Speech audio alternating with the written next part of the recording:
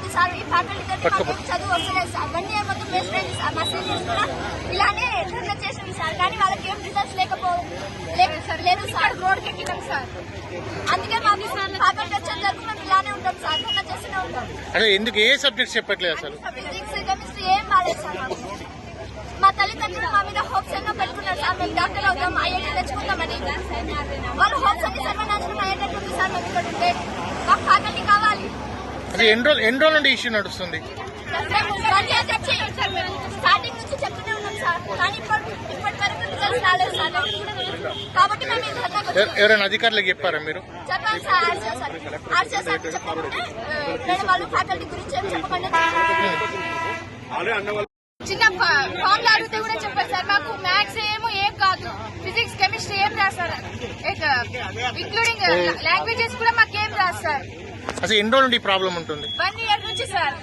1 year నుంచి చెప్తూనే ఉన్నాం ప్రిన్సిపల్ కి, అయినా చెప్పలే, అయినా తెలియలే. మొన్న మేము సజెషన్స్ రాసినాం సార్. ఆ సజెషన్స్ మేడం ఇస్తే ఈ రోజు వరకు పేపర్లే విప్పలేదు సార్. మీ పేరు? మీ పేరు? అక్షిత. వీకెండ్ అనగా ఈ రోజే అన్ని చెప్పేసి మాకు మొత్తం దిశా పీవైకి ఇస్తున్నాయి. ఆ దిశా పీవైకి ఆన్సర్స్ మొత్తం బట్టి పట్టేస్తున్నాం. అందులో రేపు వచ్చే వీకెండ్ లో మొత్తం అవే పెట్టేస్తున్నాం సార్. ఆన్సర్స్ మాకు ఒక్క చేయడం టాలెంటే లేదు సార్. ఒక్క బాండ్ అడిగితే ఒక్కరు కూడా రావు.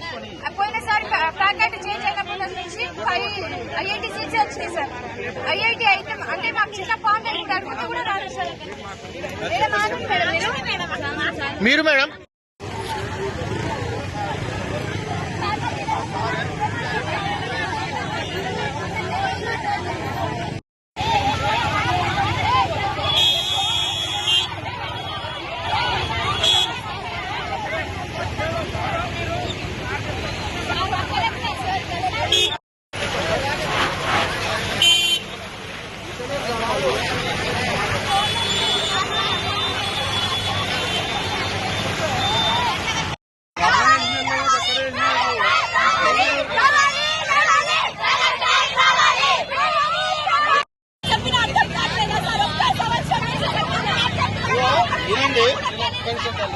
వినండి.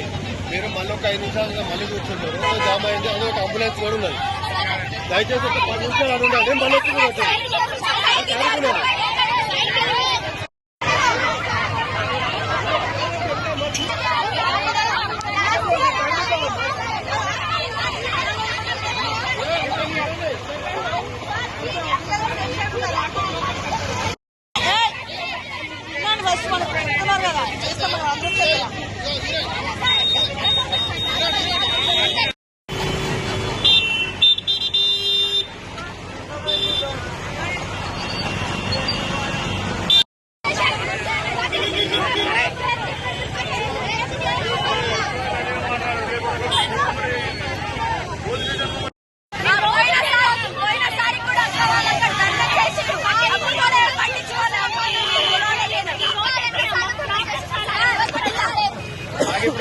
మీ సీనియర్స్ ఎందుకు కాలే మరి ఇప్పుడు?